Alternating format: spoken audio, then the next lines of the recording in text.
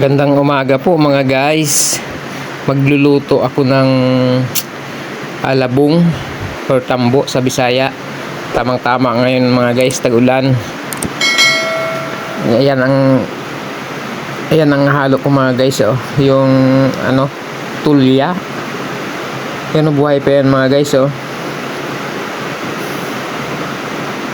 Tapos yung hipon. Ayan. Tapos ganito lang mga guys yung paraan ko sa paggagayat nito mga guys. Yan ang nakasanayan kong paggagayat sa probinsya mga guys.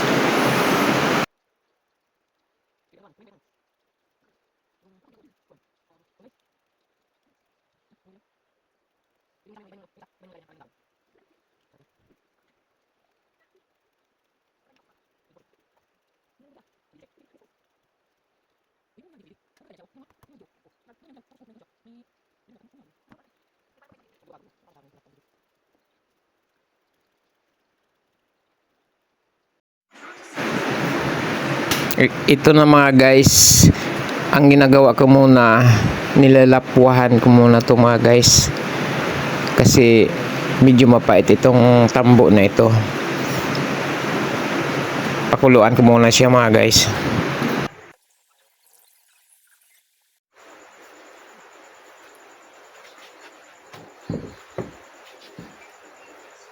Hi guys, kuskus na niyog, kayod. Luto tayo ng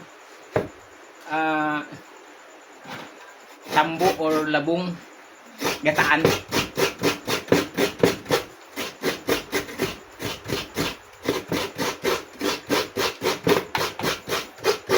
Mano-mano to mga guys.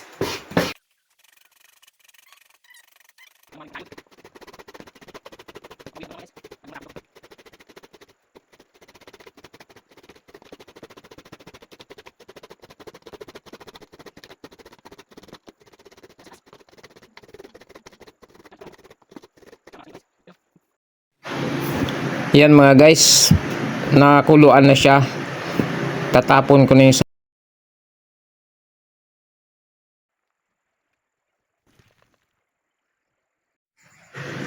ito na mga guys, mag-uumpisa na ako magluluto. Ang itutubig ko nito mga guys, yung unang gata. Yan. Tapos ilagay ko na yung mga ingredients niya mga guys. Tuluya. Tapos tanglad mga guys. Ayan, depende na lang po sa pagluluto nyo mga guys. Pero ako yan, tanglad. Tapos mga ayun, sibuyas at saka kamatis mga guys.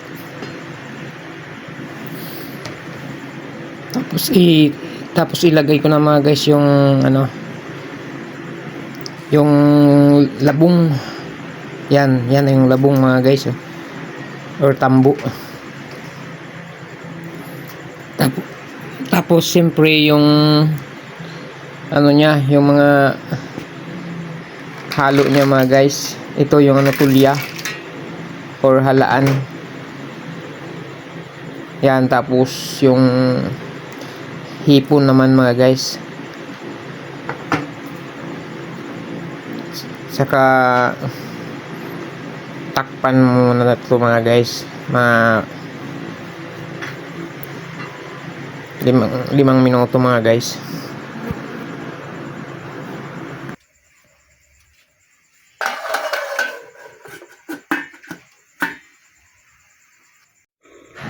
Ayan na mga guys, pagkatapos ng 5 minuto, ayan na, mula na yung hipon. Ito pa yung mga halo kong iba mga guys, mga gulay-gulay. Ito naman okra.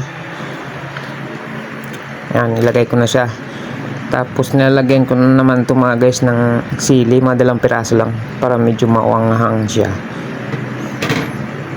Tsaka yung mga gulay-gulay, yan dalawa. Yung ito muna yung yung alugbati to mga guys. Ayan. Tapos yung dalawa pa, yung malunggay at saka hindi mawala yung ano, yung saluyot niyan mga guys. Ayan na. Ayan ang mga halo niya.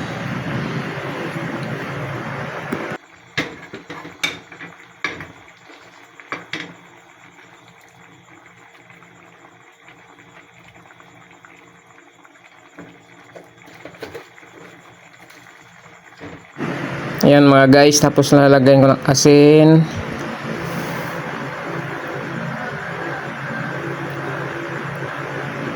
Yan yung panlasa niya.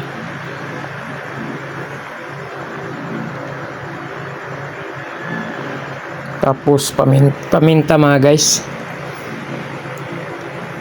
Yan, tapos takpan muna siya mga 5 minuto ulit mga guys.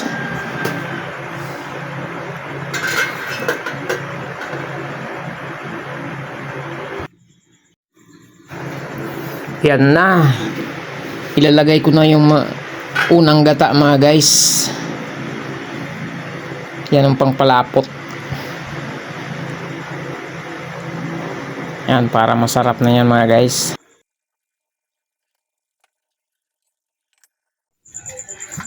Guys, ito na yung niluto kong binataang labong or tambo sa Bisaya mga guys. So, ayan usok-usok pa yung maraming mga halo na gulay-gulay, seafoods.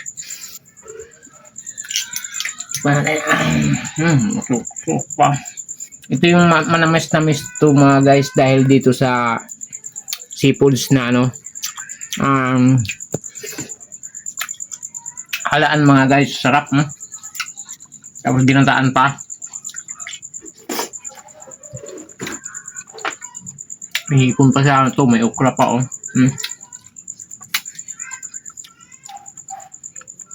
lutong probinsya ito mga guys.